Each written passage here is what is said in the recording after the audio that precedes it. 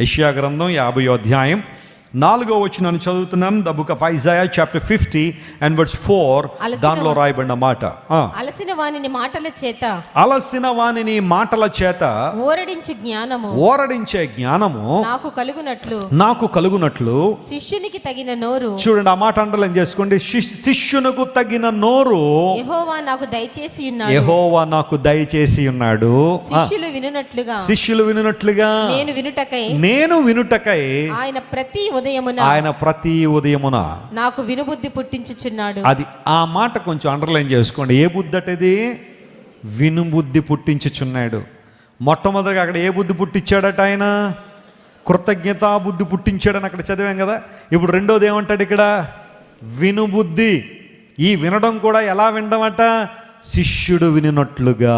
స్తోత్రం చెప్పండి, హల్లెలూయా. ఓ ప్రశ్న అడుగుతాను, మీరు అందరూ సమాధానం చెప్పాలి. మనందరం ఎవరి శిష్యులం? మనస్ఫూర్తిగా చెప్పండి, ఇంకొకసారి చెప్పండి. ఈ రోజుల్లో ఇది బాగా ట్రెండింగ్ ఏంటంటే మేము ఫలానా వారి శిష్యులం అండి. ఆనాటి దినాల్లో యూదులు కూడా మేము మోషే శిష్యులు అని గర్వపడేవారట. కానీ యేసయ్య మనల్ని ఎవరి శిష్యులుగా ఉండమన్నాడు? ఆయన శిష్యులు. మన గురువు ఎవరు? ఆయనే.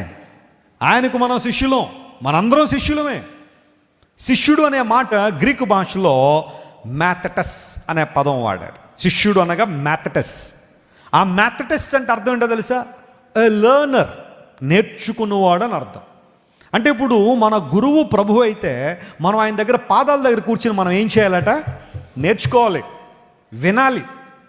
వినుబుద్ధి అనేది మనలో ఉండాలి. వినకపోతే మనము సిద్ధపడలేం, సంసిద్ధులుగా ఉండలేం. వినడం చాలా ప్రాముఖ్యమైనది. కొన్నిసార్లు అలారం పెట్టుకుంటాం కదా మనం. ఎంతమందికి అలవాటు ఉంది అలారం పెట్టుకోవడం? మాకు అలాంటితో ఏమి సంబంధం లేదని మనం ఎప్పుడు అయితే అప్పుడు అనుకుంటారు కొంతమంది. సరే, కొంతమందికి అలారమ్స్ అవసరాలు ఉంటాయి కదా. ఇప్పుడు నేను చాలా అలారమ్స్ నా ఫోన్ మీరు ఎప్పుడైనా చెక్ చేస్తే almost every half an hour ఒక అలారం ఉంటుంది. ప్రతిసారి సెట్ చేయడం కన్నా అవి ముందే సెట్ చేసి పెట్టుకుని అలా ఆన్ చేస్తాను అంతే. ఎందుకంటే ఒక్కొక్కసారి నేను రాత్రి 2:30కు లేవాల్సి ఉంటుంది, ఒక్కోసారి 4:30కు లేవాల్సి ఉంటుంది, ఒక్కోసారి 5:30కు లేవాల్సి ఉంటుంది. ప్రయాణాలు అలా ఉంటాయి. విమాన ప్రయాణాలు ఉన్నప్పుడు కొన్నిసార్లు తప్పదు కదా, మనం ఎప్పుడు వస్తే అప్పుడు వెళ్ళడానికి కుదరదు కదా. వాటి టైంలో మనం వెళ్ళాలి. కొన్నిసార్లు రాజమండ్రిలో బయలుదేరతాను 9:45కి లాస్ట్ ఫ్లైట్ రాజమండ్రి హైదరాబాద్.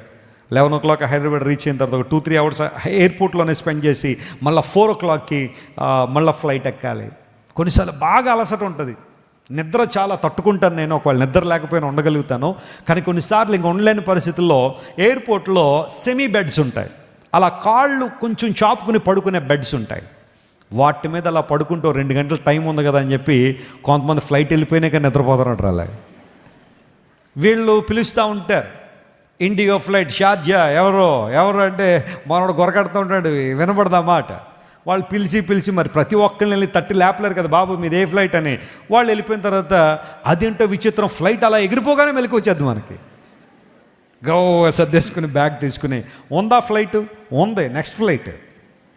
ఉన్న ఫ్లైట్ వెళ్ళిపోయింది అని కొంతమంది. నాకు ఎప్పుడు అలా అవ్వలేదు అనుకోండి, నిద్రపోయే ఫ్లైట్లు ఎప్పుడు మిస్ అవ్వలేదు నేను. ఆ సందర్భాల్లో కూడా ఎయిర్పోర్ట్లో అలారం పెట్టుకుంటాను. గంటన్నర టైం ఉందంటే కరెక్ట్గా ఆ టైంకి అలారం పెట్టుకుని ఆ ఫోన్ పెట్టుకుని అది మోగ్గానే లేచి నా ఫ్లైట్ క్యాచ్ చేస్తాను. అలార్మ్స్ అనేవి చాలాసార్లు మనం పెట్టుకుంటూ ఉంటాం. కొంతమంది అలారం పెట్టుకున్నా కానీ దేవుడు వారికి ఇచ్చిన ఘనత ఎంత గొప్పదో కానీ, ఆ నిద్ర ఎంత పవర్ఫుల్లో కానీ, అలారం మోగుతూనే ఉంటుంది. కానీ వీళ్ళ కనీసం చేమ కుట్టినట్టు కూడా అనిపోయింది. టంగటంగా మోగి ఇంకా అది మోగలేక బ్యాటరీ అయిపోయిన తర్వాత కానీ వీళ్ళకి ఏమి రాదు, మెలకు రాకుండా పైకి లేచి అలారం మోగలేదా? మోగింది కానీ నీకేం అవ్వలేదు, వినపడలేదు. అంత పవర్ఫుల్గా నిద్రపోతున్నాను. కొంతమంది నిద్ర అంత బ్లెస్డ్గా ఉంటుందండి. యాటమ్ బాంబ్ పక్క వీధిలో పడినా కానీ వీళ్ళకి ఏమి రాదు. అదంతా వినాశనం అయిపోయి మొత్తం నాశనం అయిపోయి ప్రజలందరూ రోడ్ల మీదకి వచ్చి ఫైర్ ఇంజిన్లనే గడగడామని తిరుగుతున్నా అప్పుడు మెల్లగా లేచి ఏమైంది అంటారు. వినుబుద్ధి నాకు పుట్టిస్తున్నాడు దేవుడు. వినే అలవాటు నీలో ఉందా? వింటున్నావా? వినడం నేర్చుకున్నావా?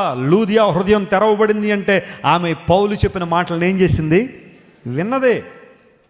ఇంటిలో సంఘం ప్రారంభించబడిందంటే లూదియా మాసిదోనియా అనే దేశంలో ఫిలిప్పి అనే పట్టణంలో పౌలు గారు సువార్త ప్రకటిస్తుంటే, ప్రభు రాజ్యాన్ని గురించి, యేసు ప్రభు గురించి మాట్లాడుతుంటే, ఫిలిప్ అనే పట్టణంలో లూదియా దేవుని మాటలు విన్నది. ప్రభు ఆమె హృదయం తెరిచాడు. ప్రభు ఆమె హృదయం తెరిచిన తర్వాత, ఆమె ప్రభువుని అంగీకరించిన తర్వాత, ఆమె ఇంటిలో ఏం ప్రారంభించబడింది?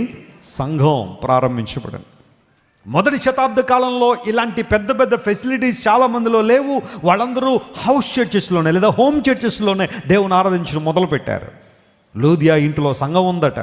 ఆమె విన్నది కాబట్టి అభివృద్ధి పొందింది, ఆశీర్వాదం పొందింది. లుస్త్రలో బలహీన పాదాలు కలిగిన ఒక వ్యక్తి పౌలు మాట్లాడుతుండగా విన్నాడు. ఆయన జీవితంలో అద్భుతం జరిగింది. You take anybody in the Bible, అద్భుతం పొందుకున్న ప్రతి వారిలో మొట్టమొదటి అనుభవం వినడమే. వినడం వినడం వినడం వినుబుద్ధి మనలో ఉండాల. సాధారణంగా వినాలనే పరిస్థితికి వచ్చేసరికి మనలో అందరిలో ఒకలాంటి ఫీలింగ్ ఏంటంటే, అన్నీ నాకు తెలుసండి, ఇంకేం వినమంటారండి, అన్నీ నాకు వచ్చేసండి, అన్నీ నాకు తెలిసిపోయినాయి అండి అంటారు చాలామంది. వినడం చాలామందికి ఇష్టం ఉండదు. కానీ వినడం నేర్చుకో. దేవుని మాటలు ఎంత ఎక్కువగా వింటావో, ప్రభువుని గురించిన విశ్వాస సంబంధమైన మాటలు, హితబోధ, ఆరోగ్యకరమైన మాటలు ఎంతగా వింటావో నీ జీవితంలో దేవుడు అద్భుతాలు చేస్తాడు. ప్రభువా, నాకు వినుబుద్ధి పుట్టిస్తున్నావు ప్రభువా, శిష్యునికి తగిన నోరు నాకు కలిగి ఉన్నట్లుగా నేను వినాలి. నువ్వు వింటే నీ నోరు ప్రయోజనకరంగా వినియోగిస్తావు. మీరు ఇంతవరకు విన్న దైవ సందేశం మరియు దేవుని సేవకులు చేసిన ప్రార్థన మీకు ఆశీర్వాదకరముగా ఉన్నదని విశ్వసించుచున్నాము. ఈ సందేశాన్ని మీ స్నేహితులకు, బంధువులకు షేర్ చేయండి. మీకు ఏదైనా ప్రార్థన అవసరత ఉన్నచో మా ఫోన్ నంబర్లకు కాల్ చేయండి. దేవుడు మిమ్మల్ని ప్రేరేపిస్తే విశ్వాసంతో సాగుచున్న ఈ పరిచర్యను ప్రోత్సహించండి. మరిన్ని వర్తమానాలు, పాటలు వినుటకు జాన్ వెస్లీ మినిస్ట్రీస్ అను మా యూట్యూబ్ ఛానల్ను సబ్స్క్రైబ్ చేసుకునండి. ప్రభువైన యేసుక్రీస్తు కృప మీకు తోడైండును గాక.